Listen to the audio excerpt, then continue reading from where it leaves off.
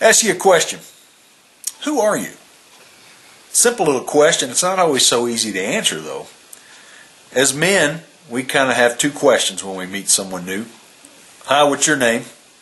And secondly, what do you do? We kind of base our identity a lot of times on what we do for a living. That's kind of what this world's all about too, is, well, who are you? Well, I don't know. What do you do? Is it really a fair way of determining who someone is? No, it's just kind of the way we go about it. Is making that our identity. Well, what happens if all of a sudden you lose your job? Uh-oh, then who are you? A lot of times people don't know how to handle that. They don't know how to answer that question. Jesus once asked his disciples, well, who do people say I am?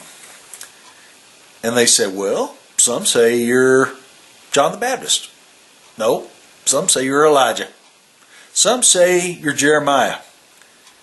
Some say you're just one of the prophets. Jesus asked them, he says, well, who do you say I am? And Peter said, you're the Christ. You're the Messiah. I didn't hear a single one of them say, well, you're a carpenter. You make stuff out of wood. Well, that's what Jesus did for the first 30 years of his life. He was a carpenter. But they didn't know him as a carpenter. He's the Messiah. So who are you? What are you about? If we were to ask the question, so who do people say you are? How would you answer that question? Sometimes we have to peel the onion back to find out who we really are. We've been living a secret identity behind the wall of what we do and not really who we are. You see, man, God made you unique. He made you specific, and He made you the way you are for a reason. Not because you can hide behind a job, because many of us have had many jobs. Many of us find ourselves sometimes displaced and not having one. Uh-oh, then who am I?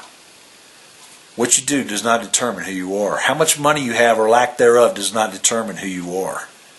The man that God made, the man inside, determines who you are. So again, I ask, who are you? Iron to iron.